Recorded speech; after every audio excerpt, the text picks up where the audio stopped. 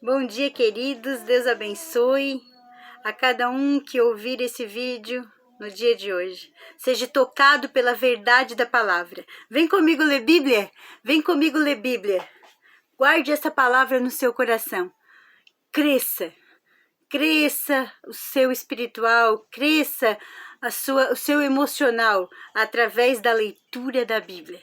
Porque muitos podem querer te compreender da sua forma, mas a palavra, ela te liberta e te ensina e te compreende.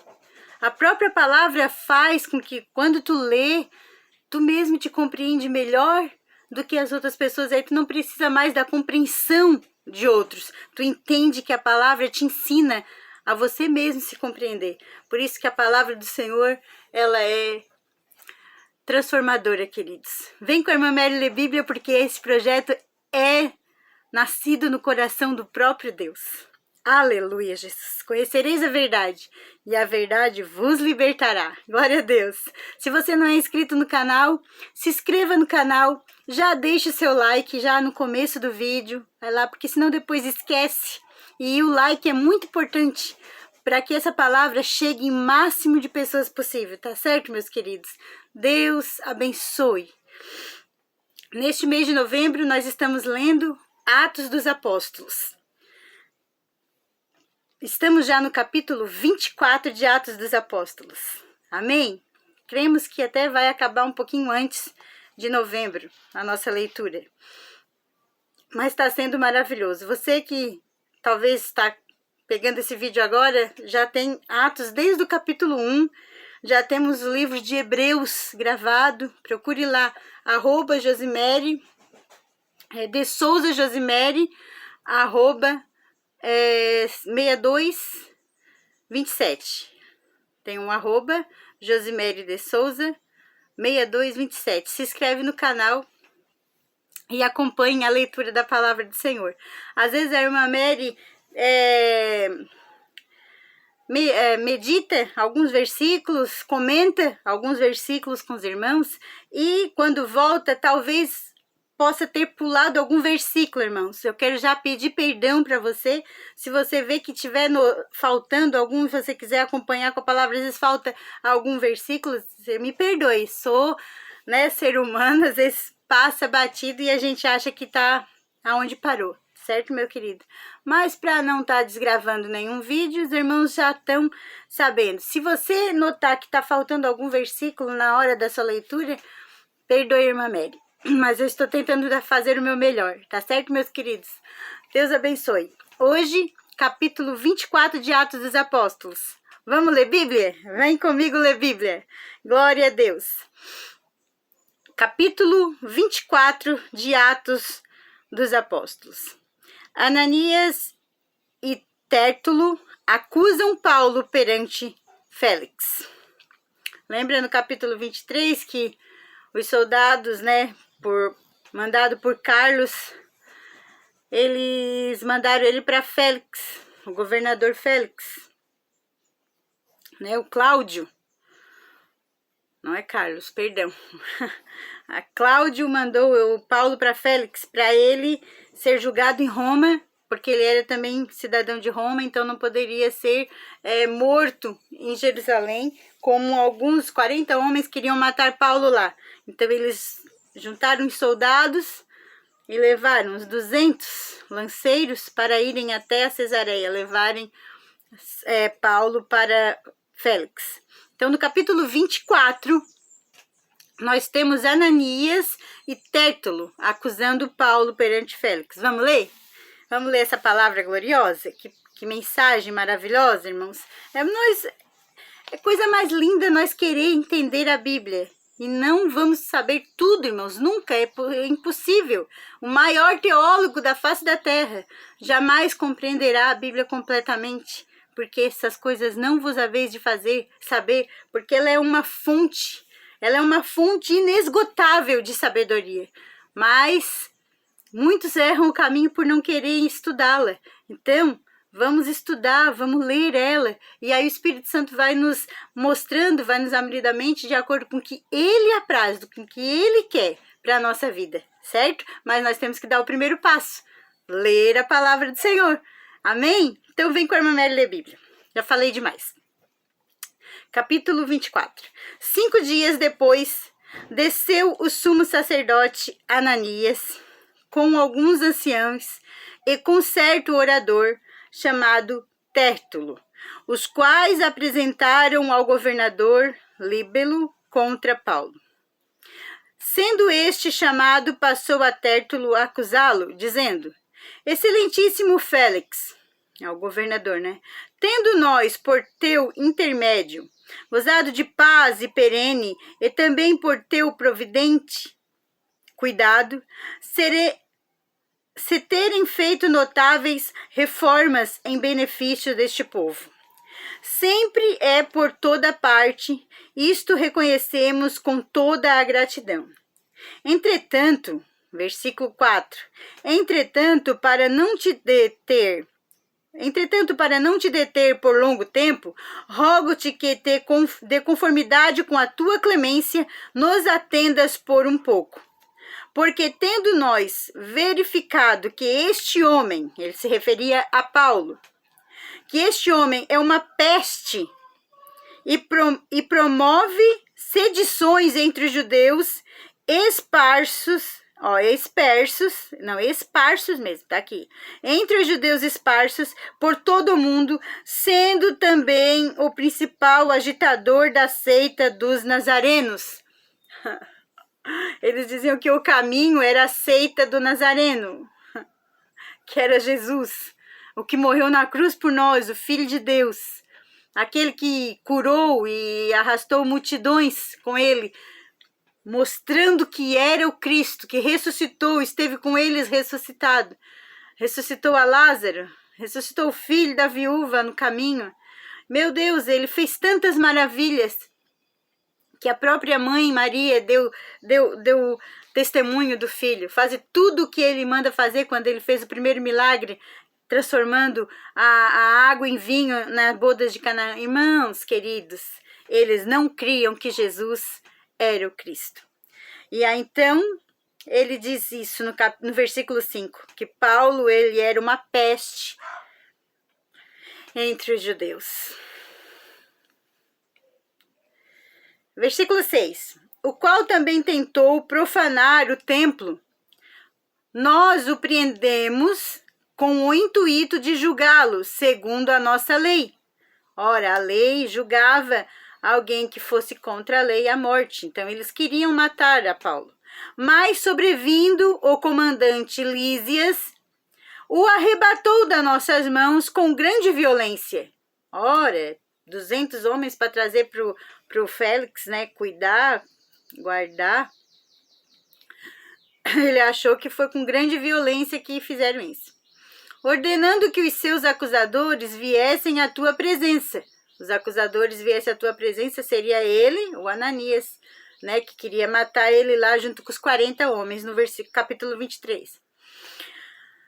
Tu mesmo examina-o, poderás tomar conhecimento de todas as coisas que nos acusamos. Que nós o acusamos. Falta um o aqui, ó. Que nós o acusamos. Os judeus também concordaram na acusação, afirmando que estas coisas eram assim. Querendo dizer que não era só ele, que todos os judeus eram contra Paulo. Todos achavam, sim, que ele era uma peste porque pregava Jesus. Paulo apresenta a sua defesa no versículo 10. Vamos ler a defesa de Paulo? Nós já lemos a defesa de Paulo em Jerusalém. Agora vamos ver a defesa dele em Roma, perante Félix. Paulo, tendo-lhe o governador feito sinal que falasse, respondeu: sabendo que há muitos anos és juiz desta nação, sinto-me à vontade para me defender.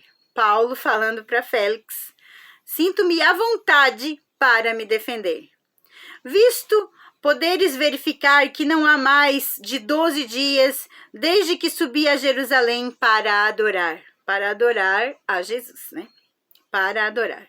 E que não me acharam no templo discutindo com alguém, nem tampouco amotinando o povo, alvoraçando o povo, amontoando o povo para alvoroçar o povo. Não me viram isso. Fosse nas sinagogas ou na cidade. Versículo 13. Nem podem provar as acusações que agora fazem contra mim. Não podem provar as acusações que agora fazem contra mim. Versículo 14. Porém, confesso-te que, segundo o caminho, a lei, a seita dos nazarenos, que eles falavam, né, que não era a seita, é a verdadeira igreja de Cristo Jesus. Porém, confesso-te que, segundo o caminho, a quem chamam seita, assim eu sirvo ao Deus de nossos pais, acreditando em todas as coisas que estejam de acordo com a lei e nos escritos dos profetas. Ele querendo dizer que tudo que o caminho pregava é que os profetas já haviam anunciado que iria acontecer e que estava acontecendo. Olha que sabedoria de Paulo aqui na sua defesa, irmãos. Versículo 15. Tendo esperança em Deus, como também estes a têm, de que haverá ressurreição, tanto de judeus, tanto de justos, como de injustos. Haverão de ressuscitar um dia. Versículo 16. Por isso também me esforço por ter sempre consciência pura diante de Deus e dos homens. Irmãos, eu vou ter que parar aqui só um pouquinho. Parei no 17. Meu Deus. Esforçar para sempre ter uma consciência pura diante de Deus e diante dos homens. Nada mais importante para a sua alma é você manter uma consciência pura para com Deus e para com os homens. Como é que se mantém uma consciência pura para com Deus? Entenda, de Deus ninguém se esconde. Capítulo 139 de Salmos, verso 7 diz: para onde fugirei da tua face? Para onde me esconderei do teu espírito? Pois se nós subir no alto do céu, ele está lá. Se nós descer no abismo, ele está lá. Em outras circunstâncias, a gente pode entender assim, não tem para onde fugir. O nosso Deus, a presença do nosso Deus preenche toda a terra. Então tenha uma consciência pura para com Deus. Não tente mentir para Deus. Tem gente que ainda acha, às vezes, que consegue fazer até uma oração, se cremando para Deus, chorando para Deus. Senhor, é uma consciência tão limitada, é uma consciência tão limitada que acredita que na própria oração entende que do seu próprio maneira de pedir, consegue mentir a Deus se Deus viu a verdade do que aconteceu. Então, até na oração, tem que ser sincera. Oração pura, uma mente pura. Foi isso que Paulo estava ensinando. Eu sei a verdade que eu estou pregando. Eu sei que aceita o caminho, aceita do Nazareno, o caminho, não prega nada que venha destituir o que os profetas já haviam dito que aconteceria. O grande profeta, o sumo sacerdote para sempre viria e ele veio. Então eu não estou descumprindo a lei, eu estou seguindo o que foi profetizado. É isso que ele está dizendo. Eu tenho uma consciência pura para com Deus, eu sei do que eu estou falando. Então é isso que a palavra aqui é muito forte, irmãos. Não minta para si mesmo e não tente mentir para Deus. Seja sincero para com Deus a todo momento e para com seu próximo, para com o homem. Porque o Senhor vai te justificar, ainda que alguns não te compreendam no momento. Por quê? Porque muitos ainda oram desse jeito. Senhor, tu sabe o que aquela pessoa me fez. Senhor, olha, tu sabe o que aquela pessoa me fez. Ora, Deus sabe o que aquela pessoa te fez e também sabe o que fizestes a ela. E ainda mesmo assim, tu ainda pensa que pode mentir na oração para Deus. Por isso, irmãos, tem que entender os propósitos de Deus. Muitas vezes, Deus nos coloca no lugar que Ele quer, para nós entender que dos olhos do Senhor, no secreto, lá na hora da oração, que só tu e Deus na solitude. Ele conhece, ele sonda o teu coração, querido. Não tente mentir para ele. Faça como Paulo, perante o governador Félix, ele disse, versículo 16, eu vou repetir, por isso também me esforço, porque é perfeito a gente não é, mas a gente se esforça, tenta, com coragem, por ter sempre, me esforço por ter sempre consciência pura, não tem contaminação nessa consciência. Se a tua consciência está pesando um pouquinho, tiver que pedir perdão para alguém, peça enquanto é tempo. Se você falou mal de alguém inocente, peça perdão enquanto é tempo. Pare de fazer esse ato da carne, que é julgar o seu próprio irmãozinho, a sua irmãzinha, sem entendê-la, sem saber quem ela é, sem saber as suas orações para com Deus. Consciência pura diante de Deus e dos homens, Paulo tentava ter sempre consciência pura. E ele continua no versículo 17. Depois de anos, vim trazer esmolas à minha nação e também fazer oferendas. Olha o que ele quis dizer. Depois de anos pregando fora para os gentios, eu fui para a nação trazer esmolas e fazer oferendas. E foi nesta prática que alguns judeus da Ásia me encontraram, já purificado no templo. Lembra que eles pediram para ele raspar a cabeça? Se eu não me engano, foi no versículo 22 que ele tem esse conselho.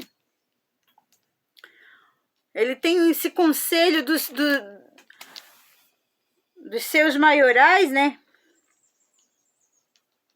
Para que ele se purificasse, fosse com 4 homens que rapasse a cabeça, e fosse para o templo fazer as purificações no templo.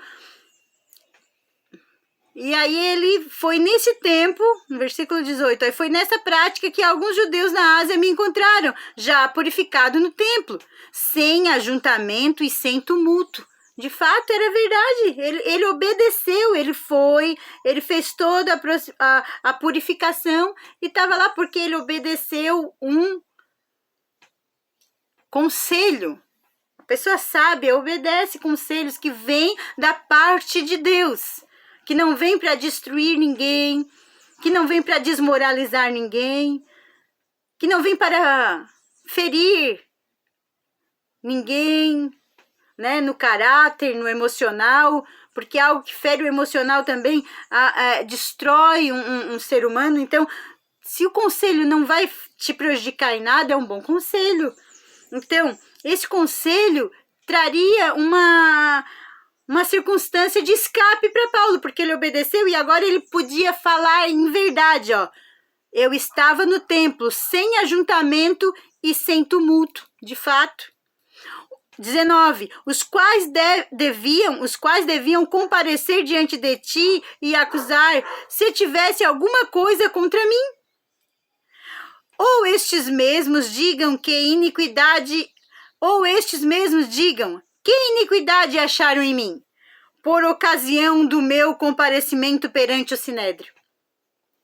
Salvo essas palavras que clamei, estando entre eles, hoje sou eu julgado por vós acerca da ressurreição dos mortos. Aí ele começa a tocar mais profundo no que ele queria, porque Deus dá a circunstância certa, o momento certo. Salvo porque ele sempre falava da ressurreição dos mortos. Então, Paulo perante Félix e Drusila, que era a esposa de Félix, né? Então Félix, conhecendo mais acuradamente as coisas com respeito ao caminho, né? A chamada seita dos nazarenos, que era Jesus Cristo, né? Jesus o Nazareno, adiou a causa dizendo: quando descer o comandante Lísias, tomarei inteiro conhecimento de vosso caso. E mandou ao centurião que conservasse. Olha só, já mudou tudo, irmãos. Já não estava mais preso nos cuidados como um malfeitor por pregar a peste, né? Chamava ele de peste. Aí já não era mais a peste, ó. Já mandou ele ser conservado.